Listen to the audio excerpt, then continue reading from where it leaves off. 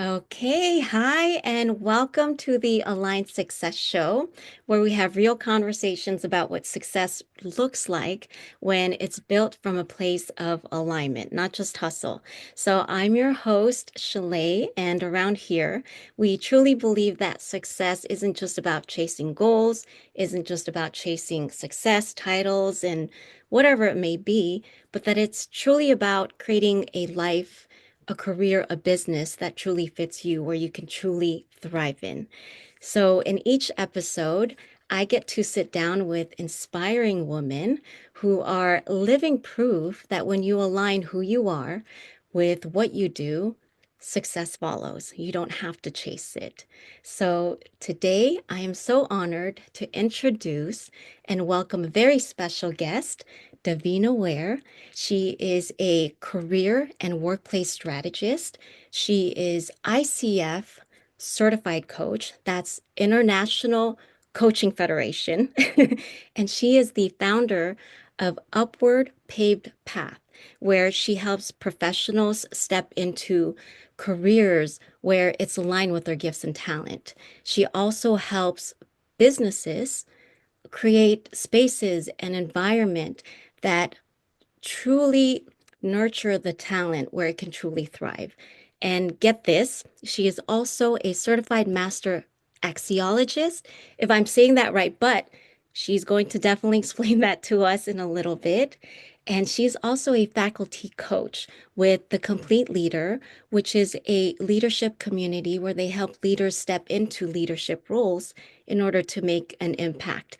But putting her amazing credentials aside, what makes her such a powerful guest on this show is how she truly lives what she teaches. So, not only is she living in alignment with what she does and honoring her gifts and talent, but that she is teaching it to others. So, without further ado, I want to go ahead and welcome Davina. I'm passing it over to you. Welcome to the Aligned Success Show. Thank you so much for being here, Davina. Thank you so much for having me. And wow, I've got to live up to my bio. But this is going to be a great discussion. I'm so glad that you are opening the door for people to have these kinds of conversations. Yes, yes. And so, okay, so before we kind of get started into diving into your amazing journey, um, can you briefly tell us what exactly is a certified master axiologist, or if I'm saying that correctly?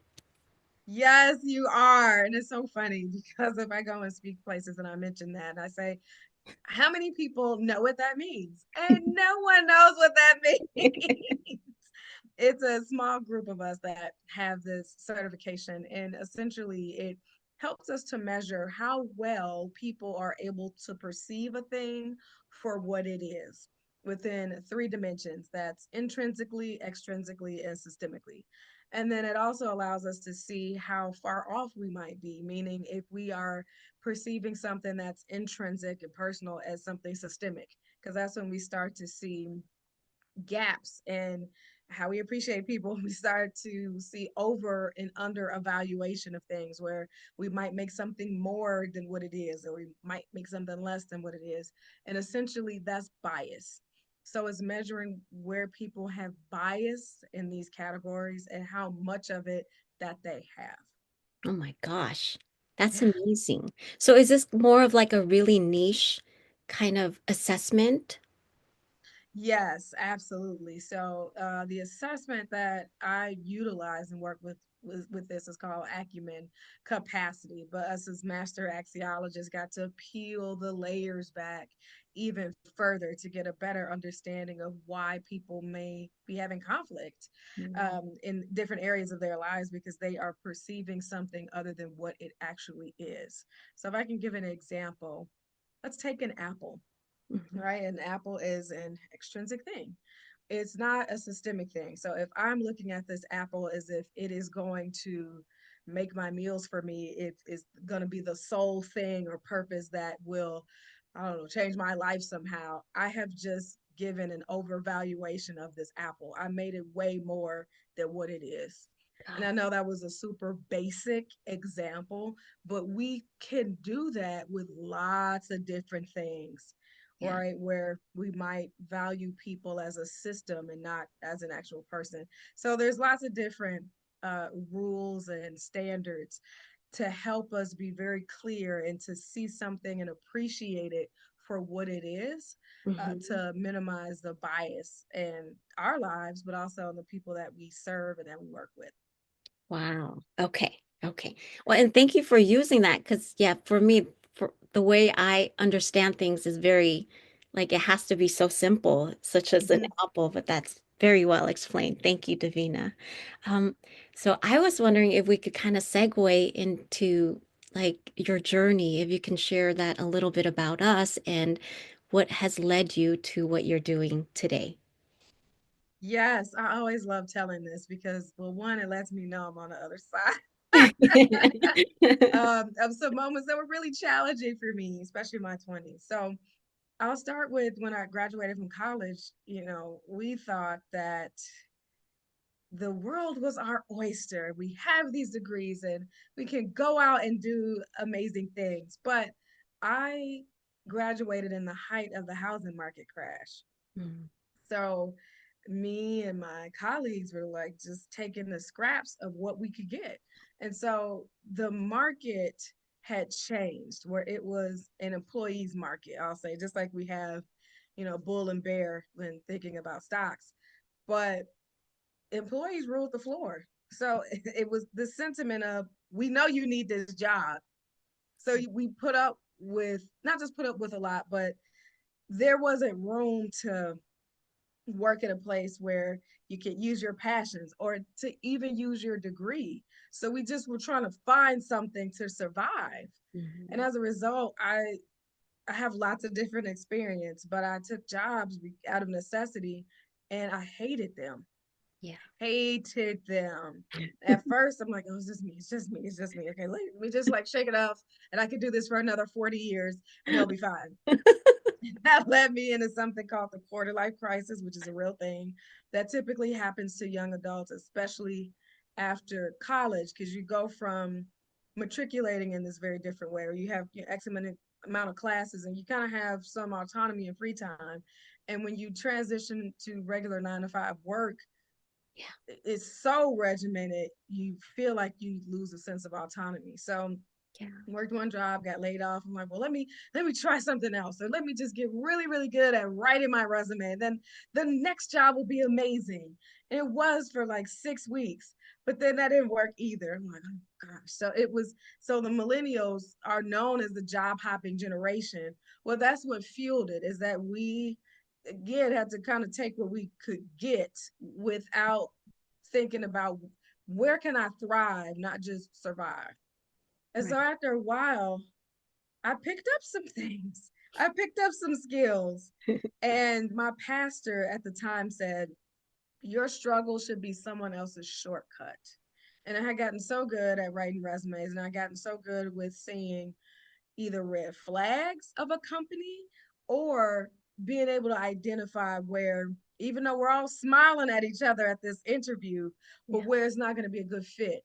So I started then to navigate hopping into situations that were out of the frying pan into the boiling pot of water. And hearing my previous pastor say that Mm, let me know that my struggles of being in terrible jobs wasn't in vain. yeah. And people, I'm sure I'm not the only one who can relate to being in an environment that you hate for whatever reason. uh it sucks the life out of every other part of your life. Yeah. Where I mean, the Sunday blues, it's a real thing. We're like, okay, gosh, I gotta get myself together just so I can do this again for another 5 days, or whatever it is, where you have to mentally, physically, psychologically prepare. Yeah. And I just didn't believe that that was supposed to be work. Yeah. So as I got really good at finding better environments and better situations, I became a career coach because I said if I can navigate this in these tough waters, for 10 years I went through this. then Mm. I can help other people Yeah. navigate this as well, because I realized how much it robbed me. Yeah. And if I could pay it forward and help other people bypass that so that they it doesn't rob them as well, then I said, this is my calling. This is what it is that I'm supposed to do. And I don't do anything without purpose. Nothing. Hmm. Everything or wherever I spend my time, which is a non-renewable resource, is it has some kind of purpose to it. Is a lot of this is generational. Millennials are very much like, yes, I need to feel like I'm planting some seeds into the greater good kind of thing. But But there's nothing wrong with that. yeah, But our society is labeling that mindset that we're not working hard enough, or it's just, yeah, so I'm glad you mentioned that. yes. And I'm glad you said about the not working hard enough, because when you are planted in the right place, you're naturally gonna give 110%. So then that's not even a question of working hard or not. But if you are spending most of your time in a place that you're completely indifferent about, Yeah. that's not even like psychologically possible. That's cognitive dissonance at its highest form, to be putting so much energy into something that you naturally don't like or care about. Yeah. And people do it all the time, and we end up numbing ourselves out in other ways. But I just firmly have this belief that it doesn't have to be that way.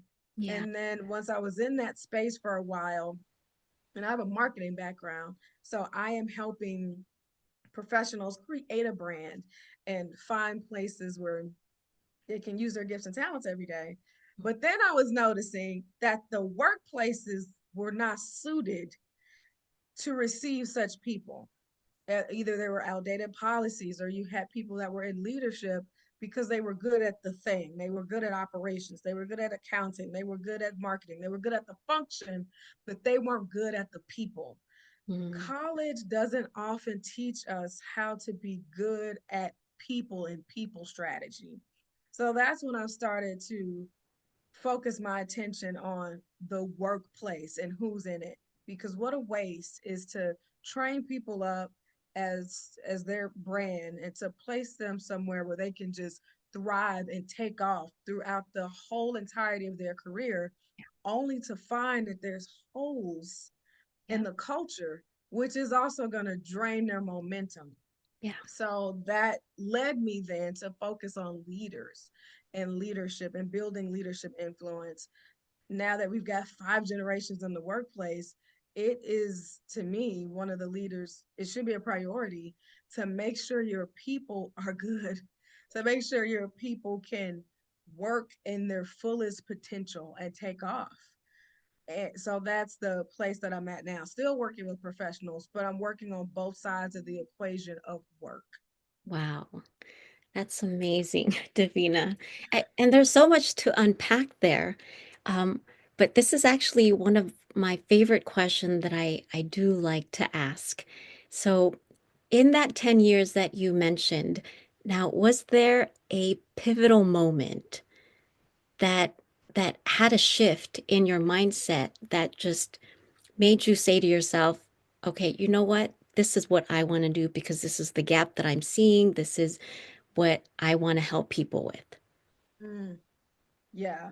Uh, it's kind of funny, actually, but in the midst of this quarter life crisis, and well, you got to get a job because you got to survive out here. I remember one particular cold Chicago weekend.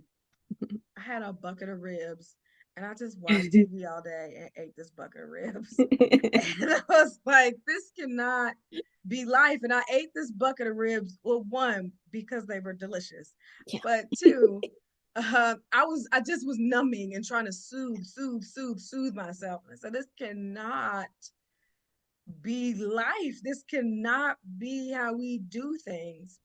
And I started to pay attention to people that were doing things that I love, like speaking and mhm, teaching and leading people. And I'm like, these folks look really, really happy. yeah, And it started to open my perspective and shift my paradigm that it is possible for you to spend however many hours at work and feel energized and not depleted when you leave. Yeah. And once I saw that, I said, how can I do some of that? Yeah. That's got to be possible. And that's when I started to build the foundation and put things in place for me to help people curtail having a terrible um, career ladder. But yeah, it was that bucket of ribs on that cold day. I love it. And so did you end up kind of like working with a mentor that kind of, or that you probably just either interviewed or just kind of picked their brains as to, well, why is it that you are succeeding? What is it that you're doing, eating, whatever it may be? Yes. That question is twofold. But yes, I did reach out to one of my old professors who I just admired, and you could tell that she loved what she did, and we all adored her. And I just asked her questions like, how did you get this life? Well, one, it was very validating to hear from her about the economic things that were going on that were affecting people in my generation in terms of careers, because that made me feel like, well, I'm not alone and I'm not crazy. Yeah. But hearing her talk about her journey and be excited and be part of her journey as one of her students, that also solidified that another kind of life was possible. The Mm, next thing I did was to get some training, mm, is to increase my competency in the coaching area, which is why I got certified in coaching, because I wanted to make sure that I was doing things that were of a certain standard, of a certain caliber. And then, of course, that led into other things of the marketing aspect and the branding aspect. But it was just starting with what's closest to me, what's in arm's reach that I could just gain knowledge and information. So I became a sponge yeah. through these different avenues, through mentorship, through training, through building. All of that helped to shape my journey. But it not only helped, but it was like the little bit you did, then there was more opportunity. Little bit you Yeah. did, then there was more. And that let me know that I was on the right path because things started coming to me that I didn't have to toil or fight for to get. Yeah. Oh, that's beautiful, Davina. And so when you were mentioning that a little bit of here and there, just kind of like assured you that you were on the right path, was there like a particular like story or a particular Mm, client that you did end up helping where it was just kind of like an assurance for you where because you helped them out, you mm-hmm. kind of gave them that clarity. It's like, because of the knowledge that you've gained and all the certifications that you've acquired. Yes. It was actually an old coworker of mine who we both were kind of like low tier level at this very large company. And she said, I think I need to be somewhere else. I was Mm, like, let me coach you. yeah. Just because I wanted to help my friend. And now she is like an executive at McDonald's Corp. Hmm. Um, and I mean, we worked together to help carve out her path. So it wasn't just solely on me, but just the fact that I was able to contribute and to influence her confidence in being successful. Yeah, that let me know, especially us being in the same place, feeling like, is this it for us or what? That gave me another clue of this is what you're supposed to be doing. Wow. That's amazing. I like that. And so I wanted to ask you, Davina, knowing that like you're walking the path of alignment, because I mean, it clearly shows that as you speak and then share your stories and who you've helped, that you're truly loving what it is that you do. Now, whenever you work with clients or, businesses, is there like a particular, like, what is the biggest myth about success that you've been able to personally debunk?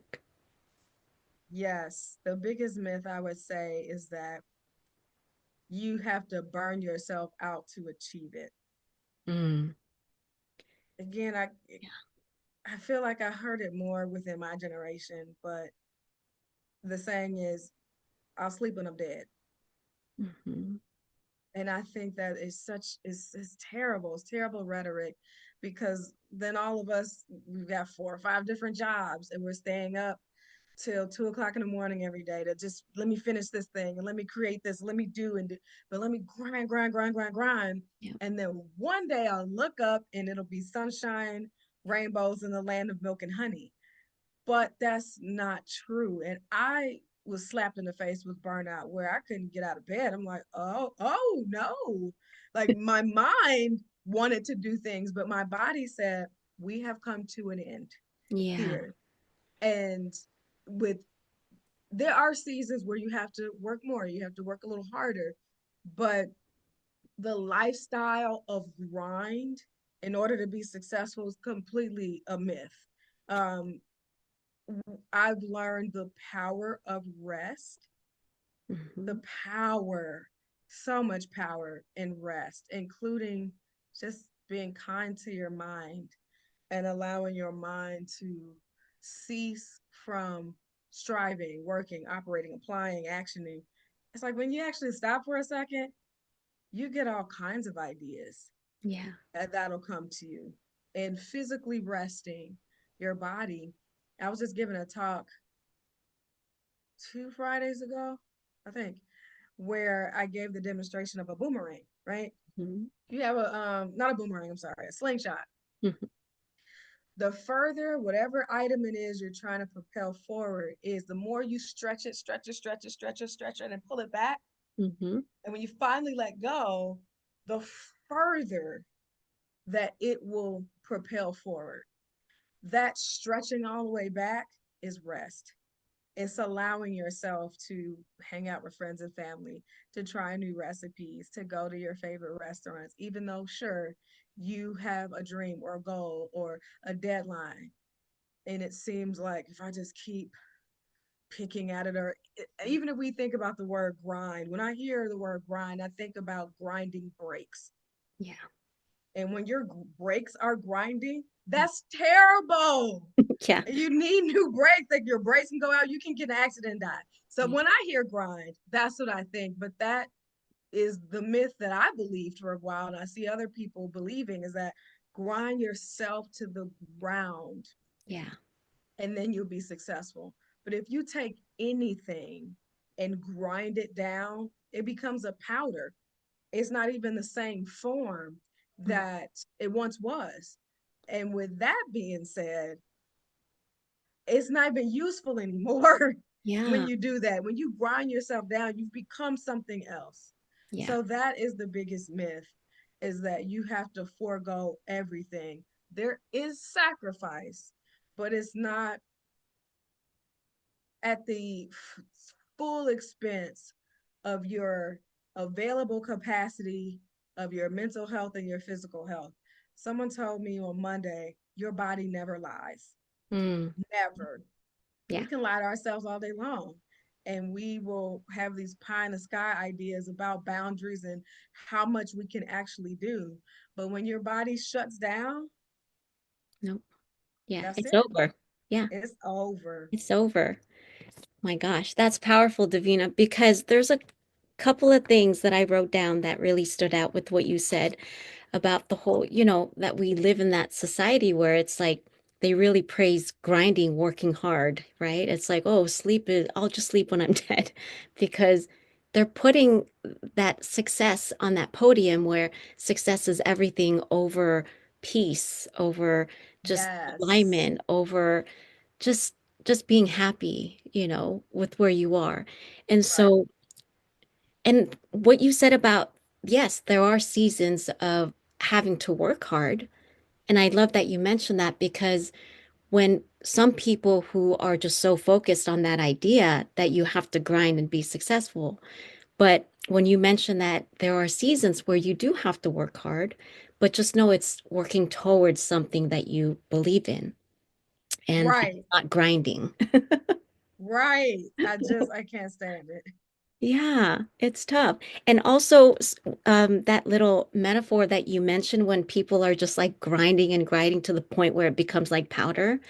Like what popped into my mind is when people end up losing themselves. Oh, yeah. That's what happens when people just burn themselves out, where they don't even look up because they think that they have to work so hard at something, Yes. even when they know they feel that it doesn't feel right or that they're struggling. But then when they Right. finally look up because they're so burnt out, they've lost themselves along the way in pursuit of success.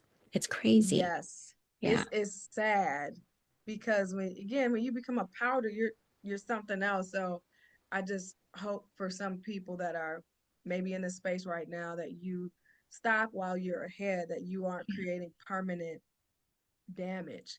I had another mentor say to me once that the thing that you're trying to achieve, reach the promise, the goal, it should find you refreshed. Hmm. It should find you whole and Yeah. full, not exhausted and depleted. Because how can you celebrate when you have nothing left? Yeah. Yeah. Yeah. That's powerful. I love that. So then, like, what would you say, or let's just say that you are, currently helping a client or have you helped a client, what would you say to them who are kind of really just struggling to just find that path of alignment? Because you can see, because you're the one on the other side, where they're either pushing themselves to the ground because they're not aligned. So, like, how do you even begin to start Mm-hmm. that conversation for them to see the clarity that it's not you? You don't need to gain more skills or work harder. You Yes. need to kind of reassess on maybe you'd be better at this because of how you're built. Yes. That is also twofold. One is we've got to start with you. Hmm. And we are very self unaware, largely as a society, of what do I actually need, not what's been put in front of me. And so I'm going to do that. That's like trying to fit a square peg into a round hole. But Hmm. instead, what is my makeup? How do I operate? What drives me? And if you don't know that, that also can show up as job hopping Hmm. because you're trying to find the thing that works, but you're only looking at it from the outside in and not the inside out. So Yeah. it's very important that you become self aware of who you are and what you need based on who you are right now, not who you want to be, but you today is worthy of being in an environment that suits you. Yes, we can change or grow all day long. I am the eternal professional growth person, but you got to honor this person first before Hmm. you go there because anything you try on won't fit, Yeah. essentially.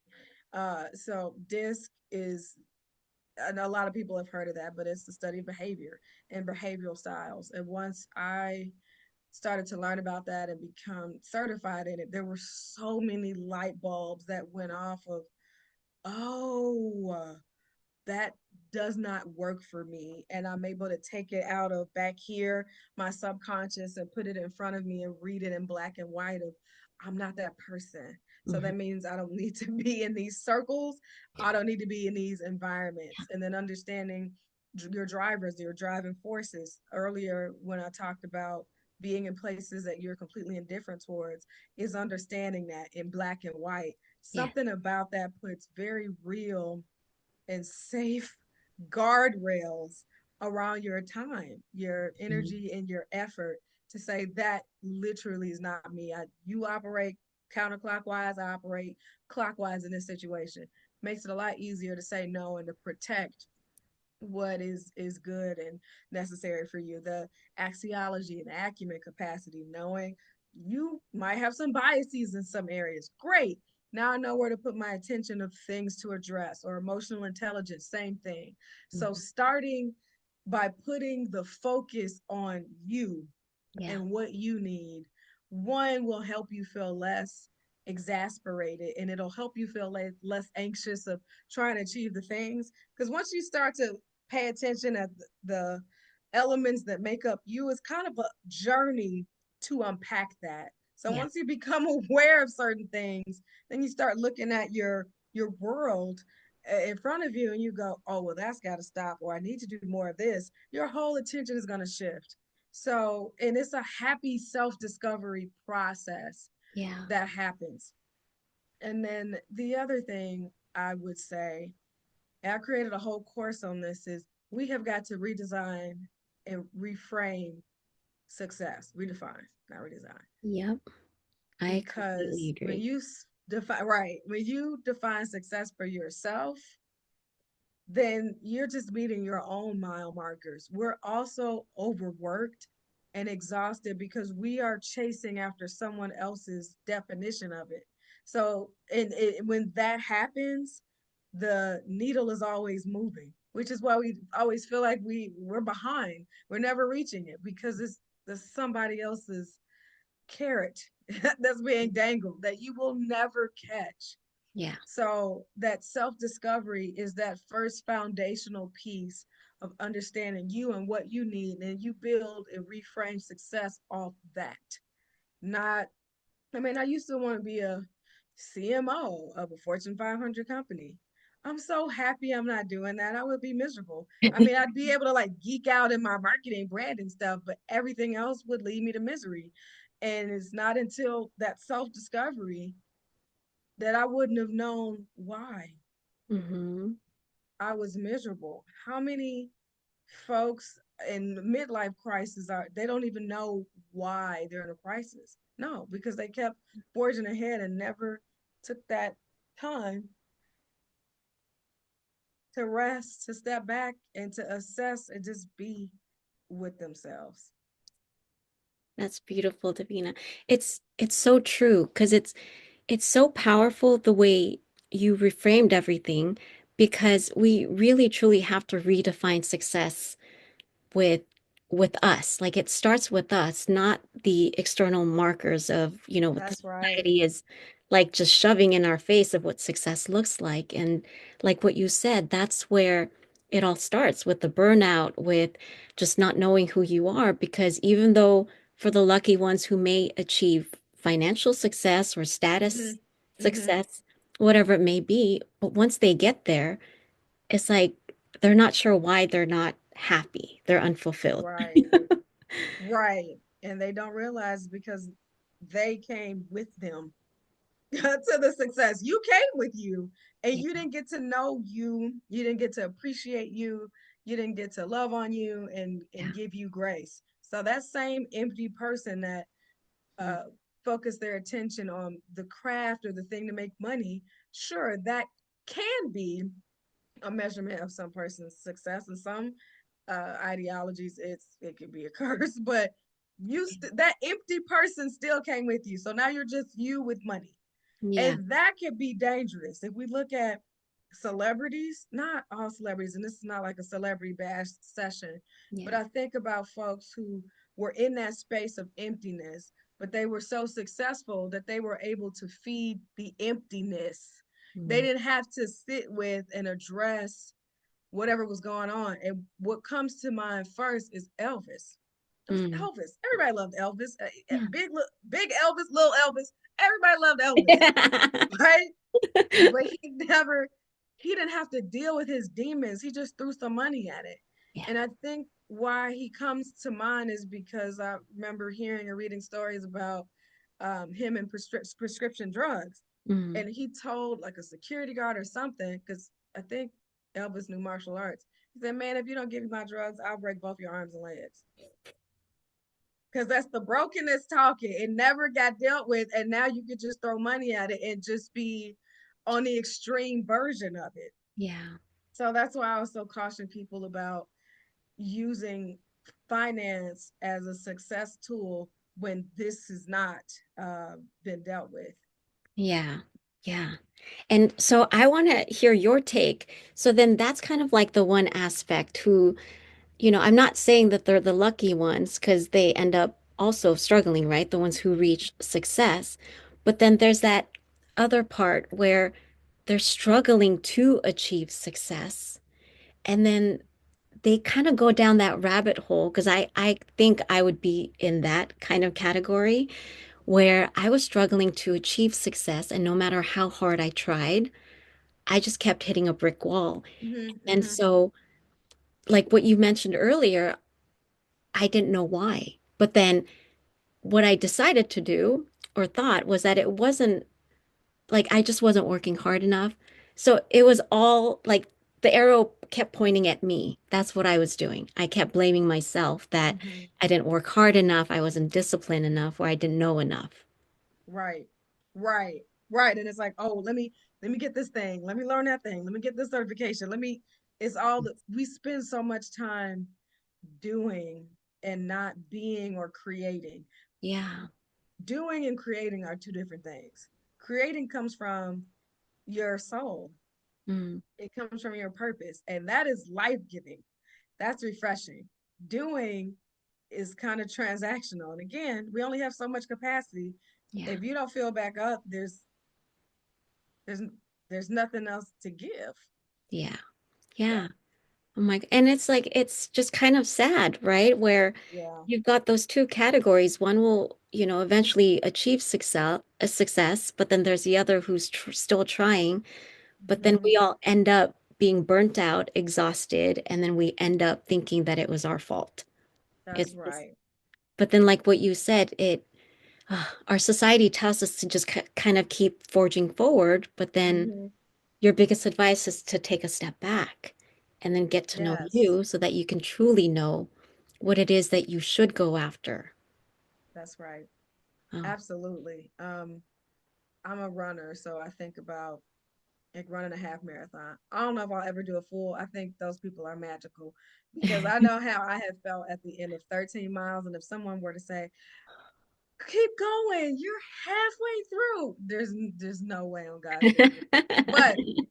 But at every couple of miles, there's a station for you to refuel, for you to get your electrolytes replenished, for you to get water, for you to, if it's warm outside, there's a tent that's blowing that misty water or something. You're still on a race, but there are actual stopping points to help you keep going. Yeah. And for those people that are able to run straight through, that means they trained for it.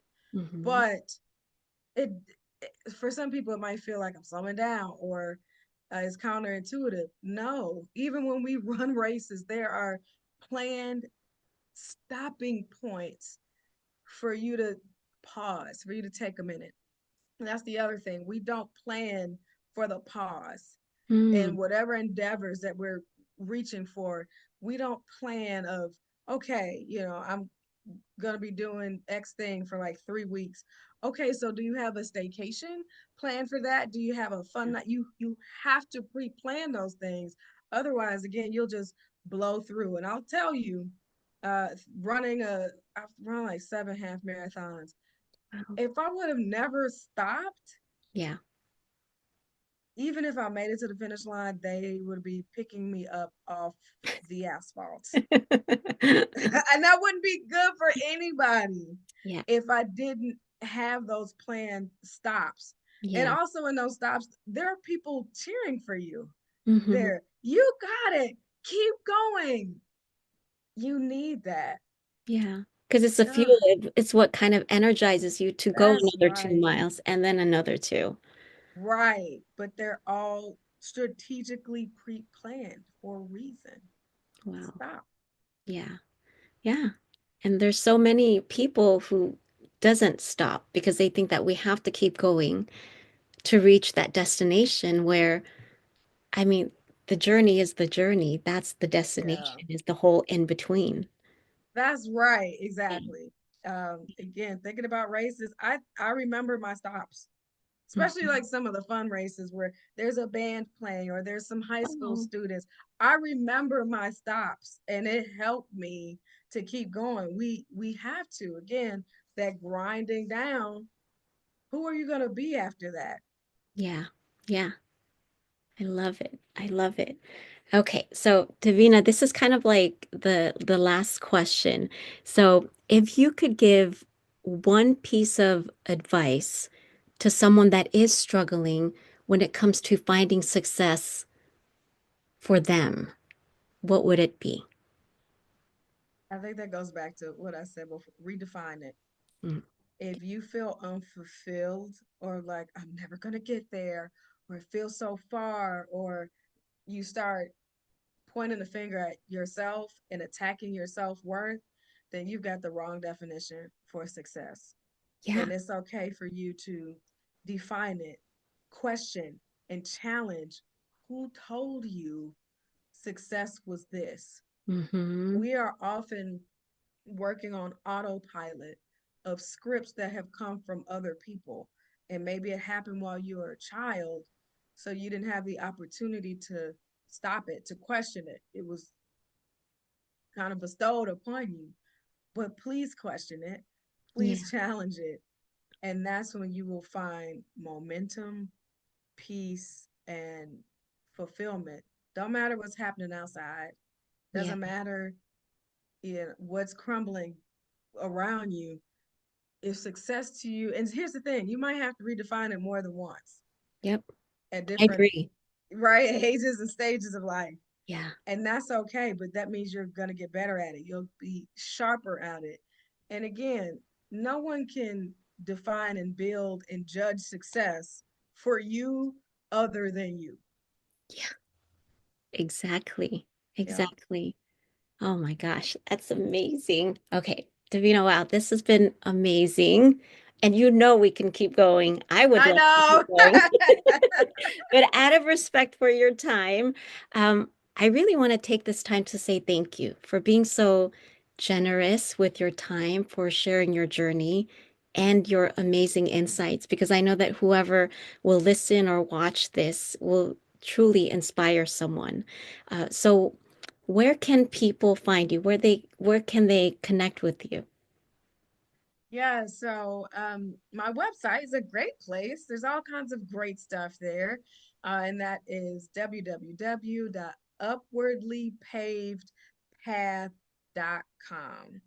And if you're wondering, well, how did you come up with the name Upwardly Paved Path? Is because I believe that we should always be moving upward, and it's a path that we pave. We're not just gonna, it's not gonna just happen, but we've got to be part of that process of moving up. So there on my website, you'll find some cool blog posts, and you've heard me talk about seasons a lot. I've got a blog there called "What Career Season Are You In?" so Yeah. that you can be clear on where you're at and operate accordingly and stop going against the grain of the season you're in, which could also cause some misery. But there's some links to my YouTube channel there. I always talk about fun stuff. I spent a lot of time talking about some of these generational gripes I that we have and what we can like do that. about them. Or sometimes I'm exposing bad leadership, giving my commentary on there. And then I have some courses. So in this space of redefining success, I have a course on my website called Developing Your Success Factor. It is that combination of redefining success, but also the basics of building your brand for success. And then my signature program for my career transitioners is called the 90-day career fix, because sometimes our careers need fixing, and the same mentality and frustrations that we've had getting into this rough career is not going to get us out. Yeah. So you can find me there on the socials. It's also at Upwardly Paved Path as well. Yay. Okay, perfect. And I'll make sure to really just type those in the description. So that's amazing. So I encourage everyone to check out Davina. She's so amazing. She's, gosh, I mean, as you can already tell with the list of her amazing credentials. But I just again want to thank you, Davina. I hope today's conversation with our amazing guest, Davina Ware, had inspired you to take one step closer to just being more in alignment with who you are and just aligning it with what you do. So until next time, keep growing, keep aligning, and we will see you next time. Thank you, Davina. Bye, everyone. Thank you.